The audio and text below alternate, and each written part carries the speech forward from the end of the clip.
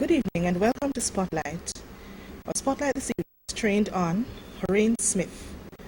Horane Smith was born in Jamaica in the picturesque village of Yardley Chase, St. Elizabeth, home of the legendary tourist attraction Lover's Leap, on which his most recent novel is based. Mr. Smith has had a distinguished career as a journalist, having worked in television, radio and newspaper for over 20 years. He rose to the position of Assistant Director of Television News for the island's national broadcaster, the now defunct Jamaica Broadcasting Corporation. A writer all his working life, Horane Smith has been concentrating on creative writing in recent years. His published books, from slavery legends to piracy in the Caribbean, lynchings in America, the Underground Railroad movement, and Jamaica's most invisible export, reggae music.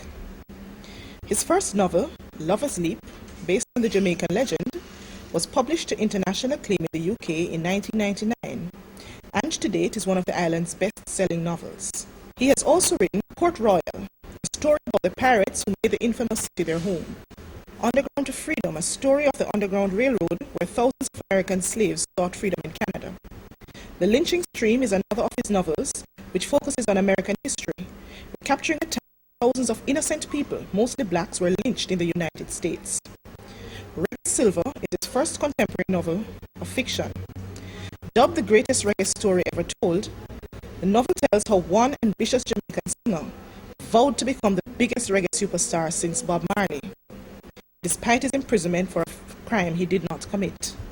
Dawn at Lover's Leap, Horane Smith's sixth novel, has just been released and it is a sequel to the popular Lover's Leap based on the Jamaican legend. Horane Smith has been described as prolific, growing from strength, no ordinary novelist, and one of our best emerging writers. He is the first recipient of the Burl Awards for his outstanding contribution to African, Canadian, and Caribbean literature. He has also been recognized by the Jamaican Diaspora Foundation, Canada, for his outstanding contribution to Jamaican literature. For more information about his books, visit www.horanesmith.com.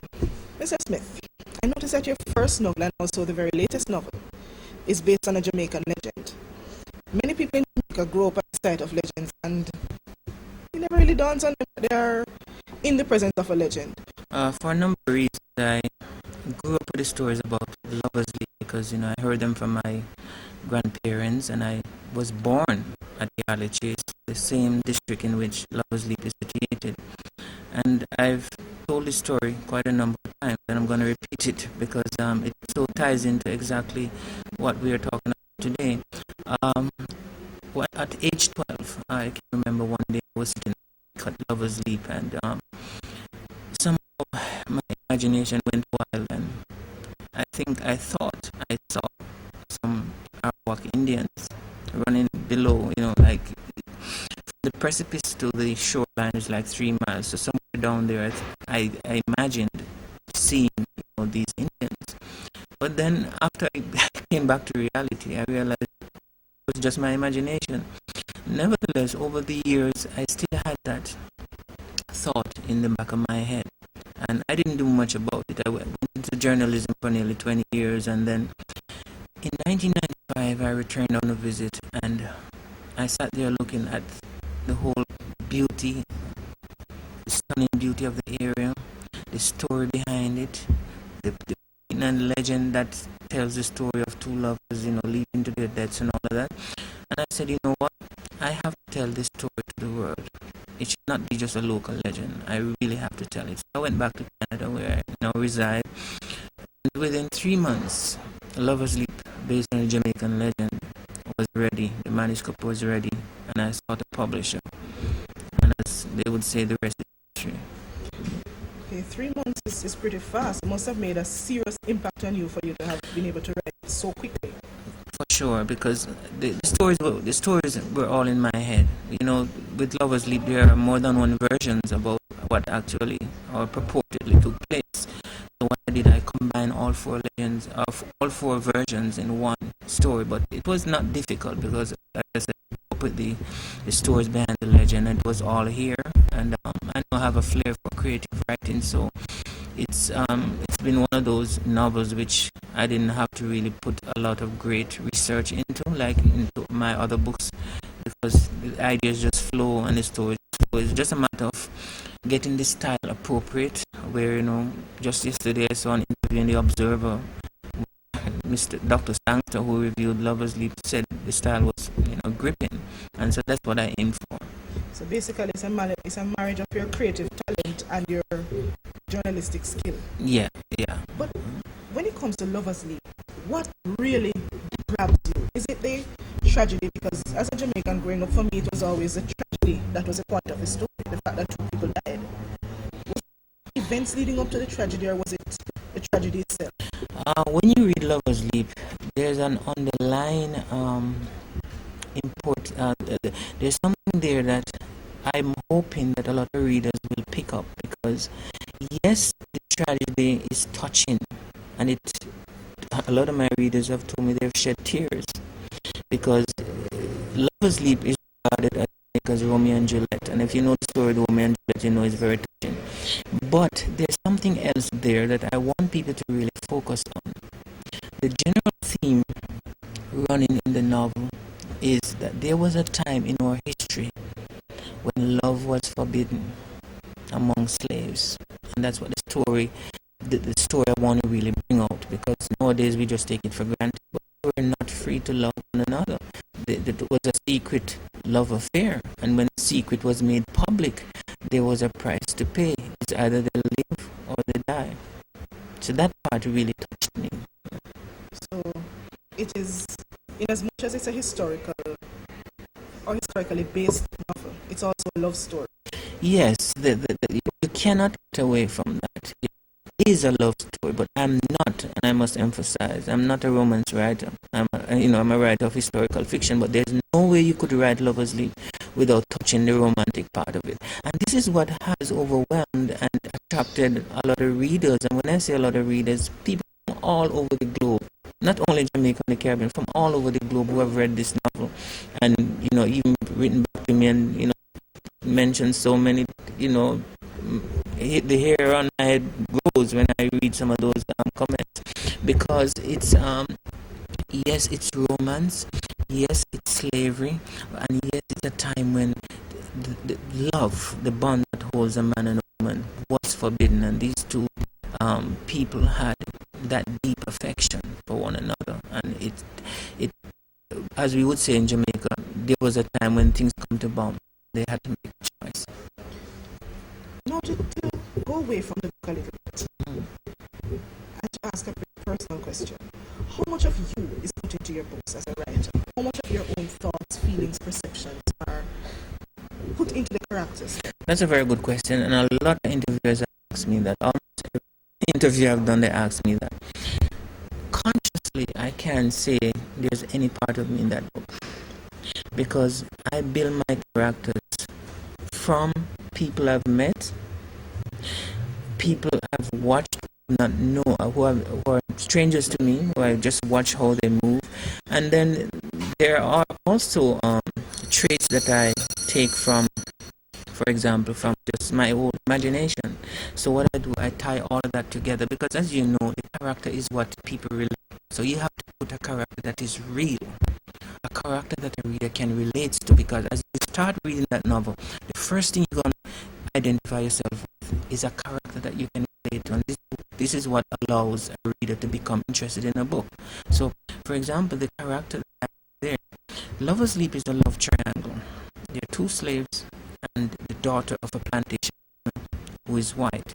When people read the sequel, which is Dawn to Lovers Leap, you see the character of the plantation owner's daughter out so clear, whereas in the prequel, it was there to an extent. She was viewed as a kind of devil in the book, in the prequel. And right. When I see how people react to it, I say, wow, I did create a character. So I really strive to ensure that the characters are distinct, that they have distinct characteristics, that people can see what people like, that sort of don't like it, but people can get so involved, because people are coming to me and say, boy, why didn't you do this? Why didn't you do that? And I realize how much you become involved in. So basically, it's a story that appeals appeals not only to historical knowledge, but it's a story that appeals to the reader's emotion, that Yes, pulls them in and makes exactly. them identify so Yes, strongly with the character. Some of yes, them yes. get in touch with you and ask you, why did you do this Yes, or do exactly. that? And I mean, the stories I've heard, the cliche is, I couldn't put it down. I was so absorbed into it, and I like that because I like when readers get absorbed into the book, that the emotions come out. I noticed that you are most passionate about your Lover's Leap story. And in having heard you speak at your launch, and again here, I noticed that you're really passionate about Lover's Leap. Is it because this is your firstborn work as a novelist? Not exactly. I believe, okay, if you have some time and you go on the net and just type in Lover's Leap, you realize that every country has a Lover's Leap. Not every country, but a lot of countries, a number of countries have a Lover's Leap, and they always end with two people from a cliff forward, something of the sort. But what stands out here is the beauty of this place, right? When you go there, you just breathtaking, you just gasp. And this is what I'm trying to tell to the world, that listen, there are many Lover's Leaps out there, but this one is different.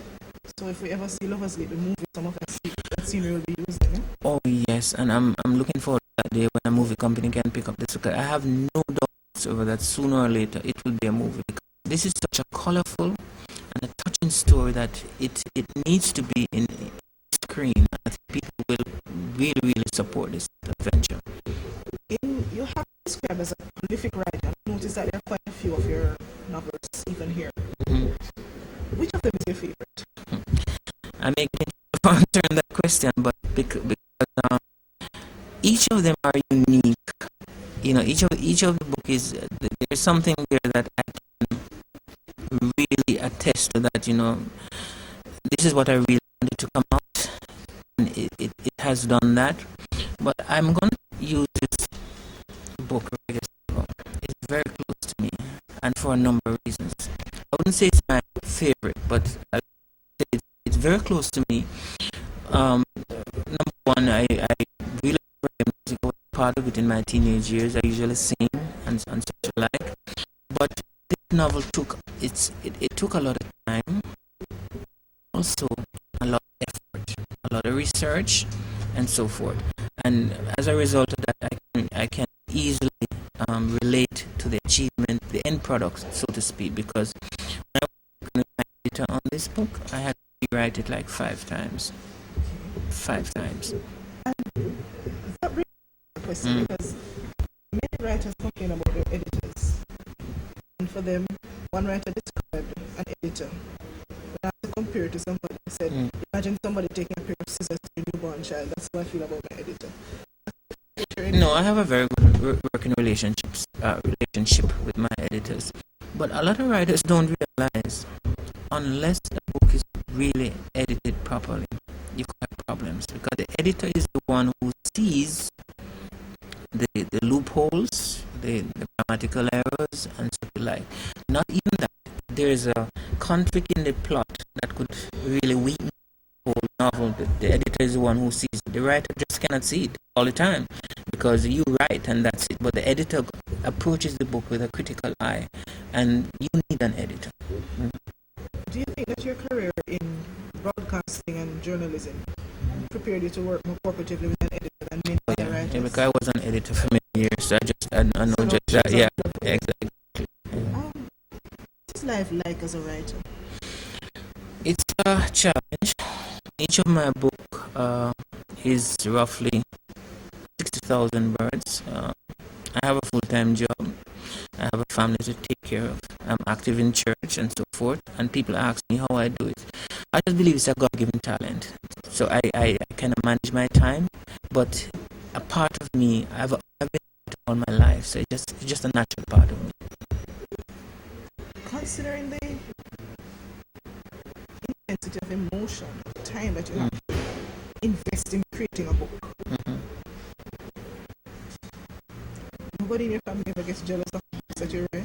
No. Because of the time you spend with it? No, I have a very understanding family, and I'm kind of grateful for them. I have a little boy who's reading, one of my 12-year-old twins who has a flair for writing too. So it runs in it kind of runs in the family. So they realize that I somehow like to do what I do, and time will be taken up. As I said, I manage time quite well, so I've been able to get around. Speaking of children, were you a reader as a child? I just gobbled up books. Hardly a week went by and I didn't finish at least 2 or 3 books. I read. You still read? I still read. Who's your favorite writer? I have a favorite writer. I like Tom Clancy, Ernest Hemingway, and John Preble. I've read some of his works and I admire a great deal. How do persons in Jamaica and in Canada relate to you when you say you're a writer? Well, a difference? Yeah, in Canada there's a vast difference because there's so many. It's a competitive business. There's so many publishers and writers writing different genres. So, for example, I'm a Caribbean person, so I would naturally, be put or placed into I would call it a vacuum that Horane Smith, Jamaican Canadian writer or Canadian writer, but I don't see it that way. I'm just a writer, and I write for all audiences. And believe me, Lovers Leap has proven that. I'm not only writing for Caribbean people; I'm writing for the world. You say it's a competitive business. How hard is it to break into writing and be published for the first time? I just told a friend who asked the other day at the launching. This is a simple way of putting it. It could be easier to win the lottery to get published. It's very, very difficult. My first book was written in 1999. It's still not published. It's a novel called Village Queen. Lovers Leap took me 10 years to get published, and Lovers Leap was the first one. 20 years. So it's not a thing that I just went into. It's very, very difficult. But a lot of opportunities are opening up today because of the internet. And some people have gone into self-publishing, which even some publishers are cringing because they don't like the idea. They see a lot of people self-publish and have made it. So that is becoming a little more popular than it was in the past. So it's difficult to break into. Does it get any easier the second? It could be more difficult once you've become a name. If you do a first book and you have established yourself, it won't be that difficult the second time around. But if you get published and it didn't do well, the second one could be a problem. It could be a problem. But the readers look for the names of authors. So if they hear about an author with a good book, naturally they're going to look for the next one, what it's going to be like, and that's how it sells. So basically you're always trying to outdo your last effort. Yes. Each novel is the best ever. One has to aim. Each novel is the best ever. And I kind of look back at all the books and I realize that there's always progress with each book in terms of writing and how you get across your ideas and descriptions and things like that. So it's I think experience is good, and it comes with time, and there's going to come a time when you're mellow, as they would say in your writing, and the world will recognize that all those guys who have won Nobel Prizes for literature and all of that, if you notice, they're not young. They're like in the 60s, 70s. So writing doesn't appear to be an occupation for the faint-hearted. No. But you get better over time. Over time, yeah. Since you're getting better and better over time, what does the future hold? Well, I make no apology. I've said it already, and I'm saying it. I want to be the first writer to take home the Nobel Prize for Jamaica. Right? I have no apology in saying that. I know others want to do that and do them well, but this is my aim. And I also want to get into some other themes, in writing for the future. Historical fiction will always be a part of it, but there are other themes I want to get into. For example, I'm looking at the Maroons. Time I don't know what I'll come up with. I want to get more involved in the music part, the non-fiction reggae music, so things that I'm looking at. But it's not stop for me because I have already 6 novels not yet published, but they're written. So there are 6 novels already written. Not just published. It's just a matter of time. Very, very much. And very much for having me. Okay. So